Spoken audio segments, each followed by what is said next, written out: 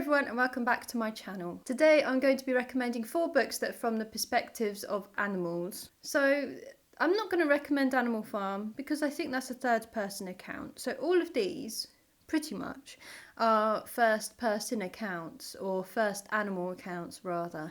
They're all fictional, obviously. That would be pretty cool if it was non-fiction, but it's not. There is one exception, which I just looked at. I thought it was first person, but it's not, it's third person. But I thought, if I thought it was first person, then I'm going to count it anyway. But it's similar to A Song of Ice and Fire. It's not at all. But stylistically, when you have italics in both of these books, it means, well, that is what the character is thinking. So it's sort of first person a little bit, but not really. It's not really, but I'm going to count it anyway. So the first book I'd like to talk about is The Last Family in England by Matt Haig. I only recently finished this book, and I think this is the 4th Matt Haig book I've read, and I just absolutely love dogs, and this book is from the perspective of a dog from a Labrador. I don't know if they're a retriever or just a golden Labrador. I can't remember. It follows Prince, who is a relatively young Labrador, and he's just trying to protect his family. He lives by the Labrador Pact, which is what all Labradors live by. And he's instructed by Henry, who is a older Labrador, one of his friends that he meets in the park every day. And Henry is just this wise old fellow who instructs Prince on how to live by the Labrador Pact. So the Labrador Pact, if you know Labradors, they're very loyal to their families. So the Labrador Pact is basically putting their humans first. And there's this phrase, it's kind of quite dystopian actually.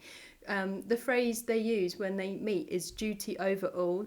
And I'm like, oh, this sounds like something out of an Orwell novel. But Prince's family is basically just falling apart, and he's trying to stitch them back together. He feels like it's his duty to keep the family together. It's just so cute. It follows 2 parents and their 2 teenage children, or 2 teenagers. It's just a lot of fun. It's an adult book. There's quite a lot of swearing in it.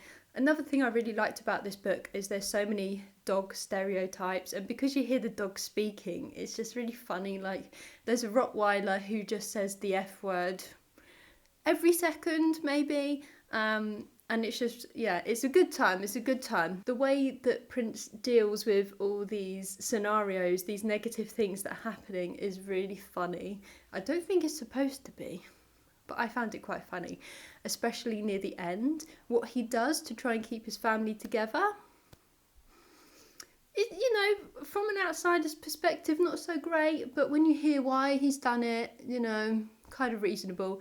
It is, yeah, it's a bit extreme, but I enjoyed it very much. On the same kind of level, we've got Cosmo next by, how do you pronounce her name? Carly Soroziak. I'm terrible at names, I'm sorry. This is kind of like a children's version, I guess, of The Last Family in England. This was released only, I think, maybe a year or 2 ago, and this is based for, like, I think around 10-year-olds, that kind of age group, 8 to 10. And again, his family is falling apart. What is his name? Oh, it's Cosmo. Oh my god, I'm so dumb. And yeah, except this isn't as extreme, this book. To deal with the problems in his family, Cosmo becomes a dancer. So he enters this dancing competition with his human, with his little human who's about, I can't remember his name, he's about 7 or 8, I think. And yeah, the thing with this dog, with Cosmo, is he's quite an old boy, so dancing isn't really something, you know, an old doggy should do. But he gets into it, and it's just really lovely to read about. And the thing with this book, it has a happy ending. Does the other one have a happy ending? Maybe not, but this one does. Well, relatively happy. No one dies, basically. Or does someone die? I can't remember if someone dies or not now. Anyway, good time all round. Next, these 2 books I actually have physical editions of, because the other 2 I listened to on audiobook. Did I? I don't know. So the first one is The Hen Who Dreamed She Could Fly by Sun Mi Hwang. I think she's a South Korean author. Is she South Korean or North Korean? She's Korean. I don't know which one she is. This is about a hen. This is the one I was talking about where it's third person, but there's a lot of italics in it, so you get to know what she's thinking. So the hen is called Sprout. What a heckin' cute name, Sprout. Sprout is just beautiful and I love her. And when I first went into this book, first of all, can we appreciate the cover? I thought this was going to be about a hen wanting freedom, sick of laying eggs all day. They just want to be their own hen and do their own things. Wrong! It's sort of a little bit about freedom, but the focus isn't so much on her freedom, it's more about motherhood and the importance of family. All of these books seem to be really strongly related to family dynamics. There aren't really many humans in this book as opposed to the other two. And it's about her journey through her older years. She basically can't lay eggs anymore and the farmer's like, well, goodbye, you're gonna die now. That doesn't happen, luckily. But something else does happen, which I don't want to tell you about because it's, I don't know, I feel like you should just read it and be surprised by it. It's just a really cute story and it just shows that you don't have to be biologically related to have an amazing family, to be an amazing mother. That's a hint there for the plot. And also, you get these beautiful illustrations throughout the book, through the beginning of each chapter. That was a spoiler. This, for example. That's not so much a spoiler there. Yeah, and oh my god, I'm just going to open it up completely because it is, I'm going to try not break it as well. It is absolutely beautiful. I'm going to try and not damage it. Oh man, this is beautiful. It has French flaps. I'm not sure how I feel about French flaps yet. But yeah, excellent book. Next book is another sort of trend. Oh my god, I just looked at the back cover and that's kind of hideous. This isn't so pretty. It's Black Beauty. If we just compare the covers here, this isn't so good. There is not a good copy of Black Beauty. I mean, aesthetically, it doesn't exist.